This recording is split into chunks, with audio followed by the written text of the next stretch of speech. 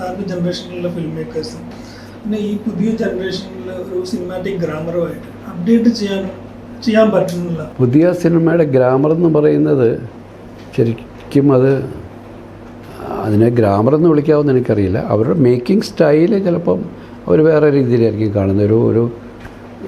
ഒരു എന്താണ് അവർ പ്രതീക്ഷിക്കുന്ന രീതിയിലുള്ള ചില എഡിറ്റിംഗ് പാറ്റേണും കാര്യങ്ങളൊക്കെ ആയിരിക്കും ഉദ്ദേശിക്കുന്നത്. അത് ഇവർ അക്സെപ്റ്റ് ചെയ്യുന്നോ ഇല്ലെന്ന് അറിയത്തില്ല എനിക്ക്. കാരണം ഇവരെ സംബന്ധിച്ചുള്ള ഇവർ ശീലിച്ച് വരുന്നത് ചിലപ്പോൾ നമ്മൾ കാണുന്ന ചില റീൽസ്, ഷോർട്ട് ഫിലിംസ് എന്നൊക്കെ പറയുന്ന പുതിയ കാലഘട്ടത്തിൻ്റെ ചെറിയ ഒരു കണ്ടൻസ് ഉണ്ടല്ലോ, ഈ നമ്മുടെ ഈ സോഷ്യൽ മീഡിയകളിലൊക്കെ വരുന്ന ചെറിയ അതാണ് അവർ ശരിയെന്ന് ചിന്തിക്കുകയും അതാണിക്ക് അവർ ഫോളോ ചെയ്യുന്നത്. പക്ഷേ അതൊന്നുമല്ല യഥാർത്ഥ കാരണമെന്ന് എനിക്ക് തോന്നുന്നു. യഥാർത്ഥ കാരണമെന്ന് പറയുന്നത് ഒരുപക്ഷെ അവർ പ്രതീക്ഷിക്കുന്ന സിനിമയുടെ കണ്ടൻറ്റിനെ കുറിച്ചുള്ള ഇഷ്യൂസ് ഉണ്ടെന്ന് എനിക്ക് തോന്നുന്നു. കാരണം ഇപ്പോൾ എൻ്റെ തലമുറയിൽപ്പെട്ടവരും എൻ്റെ സിനിമകൾ കണ്ടു വളർന്നവരും ജീവിച്ചു പോകുന്ന ഒരു സാഹചര്യത്തിലല്ല ഇവർ ജീവിക്കുന്നത്. നമ്മൾ ഇത്രയും ടെക്നോളജിക്കൽ ഒരു ഏരിയയിലല്ല നമ്മൾ വളർന്നു വന്നതൊക്കെ. എൻ്റെ വീട്ടിലൊക്കെ ഫോൺ വരുന്നതൊക്കെ ഞാൻ വളരെ ലേറ്റായിട്ടാണ് ലാൻഡ് ഫോൺ വരുന്നത്.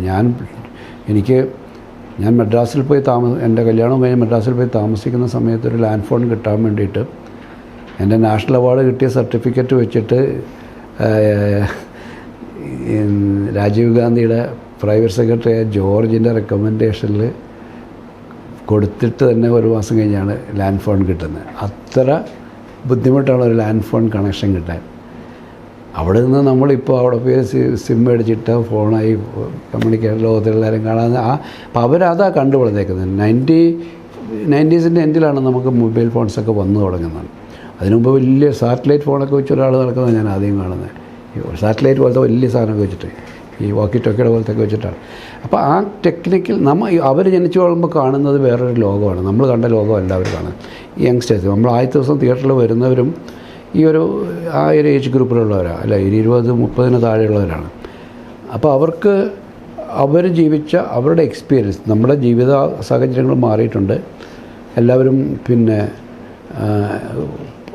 ഓരോ വ്യക്തികളും ഓരോ തുരുത്തുകളായി മാറിയിട്ടുണ്ട് അല്ലേ. ഇപ്പം നമ്മളൊരു സ്ഥലത്ത് ഇപ്പോഴും നമ്മൾ പോലും അങ്ങനെ ആയി മാറും. ഇപ്പം നമ്മളൊരു സ്ഥലത്ത് പോയി ഇരിക്കുകയാണെങ്കിൽ എല്ലാവരും ഫോണിനകത്താണ്. തൊട്ടടുത്തിരിക്കുന്ന ഒരു ഫ്രണ്ടിൻ്റെ അടുത്തോ വീട്ടിൽ തന്നെ ഡൈനിങ് ടേബിളിൽ തന്നെ നമ്മൾ ഭക്ഷണം കഴിക്കുന്നതിനിടയിൽ ഇതിൽ ചുരണ്ടിയിരിക്കുന്നത്. അപ്പോൾ ആ ജനറേഷൻ വരുന്നതുകൊണ്ട് അവർക്ക് അവരുടെ നമ്മൾ അനുഭവിച്ചൊരു ഇമോഷണൽ ബോണ്ടിങ്ങിൻ്റെ, ഫാമിലി ബോണ്ടിങ്ങിൻ്റെയൊക്കെ എക്സ്പീരിയൻസ് അവർക്കില്ലാത്തതുകൊണ്ട് അവർക്കിഷ്ടപ്പെടുന്ന കണ്ടൻറ്റുകൾ വേറെയാണ്. അവരിങ്ങനെ പെട്ടെന്ന് പറഞ്ഞ് തീർത്ത് തമാശ പോലെ തിരിഞ്ഞു പോകാവുന്നൊരു കാര്യങ്ങളാണ്. തിയേറ്ററിൽ അവസാനിപ്പിച്ച് പോകുന്ന സിനിമകൾ അത് പിന്നെ അവർ ക്യാരി ചെയ്യുന്നില്ല. നമ്മളിപ്പോൾ കുറേ മുമ്പ് ഡിസ്കസ് ചെയ്ത പല സിനിമകളും 30 വർഷങ്ങൾക്ക് മുമ്പ് ചെയ്ത സിനിമകളെയും നമ്മളിപ്പോൾ ഡിസ്കസ് ചെയ്യുന്നുണ്ട്. അത് ഡിസ്കസ് ചെയ്യുന്നതിൻ്റെ കാരണം എന്ന് പറയുന്നത് അത് നമ്മൾ തിയേറ്ററിൽ കളഞ്ഞിട്ട് പോകുന്നിട്ടില്ല, അത് നമ്മുടെ കൂടെ പോകുന്നിട്ടുണ്ട്. ഇപ്പോഴത്തെ പിള്ളേരുടെ കൂടെ പോകുന്ന അവരിപ്പം ഈ പറയുന്ന പടങ്ങളൊക്കെ അവർ കണ്ടിട്ട് ഇപ്പോൾ അവനെ കൊള്ളാമെന്ന് പറയുന്നുവെങ്കിൽ അത് ഇപ്പോഴാണ് അത്തരം ഒരു കണ്ടൻറ്റിനെ പറ്റി ഇപ്പോൾ കാതിലിറങ്ങിയ സമയത്ത് കഴിഞ്ഞപ്പോഴത്തേക്ക് സോഷ്യൽ മീഡിയയിലെ ഡിസ്കഷൻ കണ്ട കൂട്ടത്തിൽ ഇയാൾ ഭയങ്കര ആക്ടറാണല്ലോ. ആ സിനിമയിൽ 2 സീനിലാണ് മമ്മൂട്ടി എക്സ്ട്രാ ഓർഡിനറി ആയിട്ടുള്ള ഒരു പെർഫോമൻസ് നമ്മൾ കാണുന്നത്. ഭയങ്കര നമ്മുടെ ഉള്ളിൽ തട്ടുന്ന ഒരു 2 മൊമെൻറ്റ്സ് ഉണ്ട്. അത് ഗംഭീരമായിട്ട് ചെയ്തിട്ടുണ്ട്. അപ്പോൾ എനിക്കൊരാൾ അയച്ചെന്ന്, സാർ ഇതാണ് പിള്ളേരുടെ ഇപ്പോഴത്തെ ഒരാൾ നീ പണ്ടൊരു സിനിമ ഉണ്ടായിരുന്നല്ലോ തനിയാവത്തൊന്നും, ഇയാൾ ആദ്യം തൊട്ട് അവസാനം വരെ ഇത് തന്നെയാണ് ചെയ്തുകൊണ്ടിരിക്കുന്നത് ആ സിനിമയ്ക്ക്.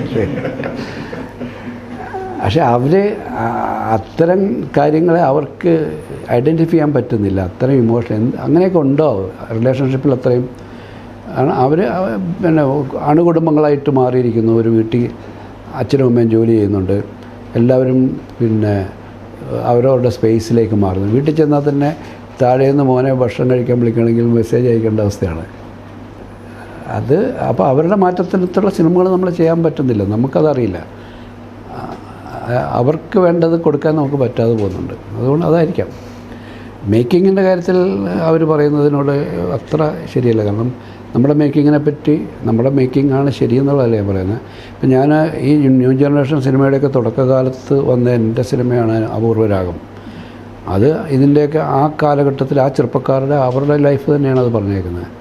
ഈ പ്രണയബന്ധങ്ങളിലുണ്ടാകുന്ന ചീറ്റിങ് എന്നൊക്കെയാണ് അതിനകത്ത് വന്നേക്കുന്നത്. അതിൻ്റെ മേക്കിങ്ങൊക്കെ ആ കാലഘട്ടത്തിൻ്റെയും ആ സിനിമയ്ക്ക് യോജിക്കുന്നത് തന്നെയായിരുന്നു. നമ്മൾ പറയുന്ന സിനിമയ്ക്ക് അനുയോജ്യമായ ഒരു മേക്കിംഗ് സ്റ്റൈലാണ് എപ്പോഴും നമ്മൾ അഡോപ്റ്റ് ചെയ്യാറുള്ളത്. ഇപ്പോൾ കൊത്തെന്ന് പറയുന്ന സിനിമ ഒരു അങ്ങനത്തെ ഒരു അത് ഡിമാൻഡ് ചെയ്തൊരു മേക്കിങ്ങാണ് ഞാൻ ചെയ്തേക്കുന്നത്. അതല്ലാതെ അപൂർവരാഗം പോലുള്ള സിനിമ കൊത്തെന്ന് പറയുന്ന സിനിമയിലൊരു ഒരു പേസിലല്ല ചെയ്തത്. അത് അതിൻ്റേതായിട്ടുള്ള വ്യത്യാസം അതിനകത്ത് തന്നെ ഉണ്ടാകും.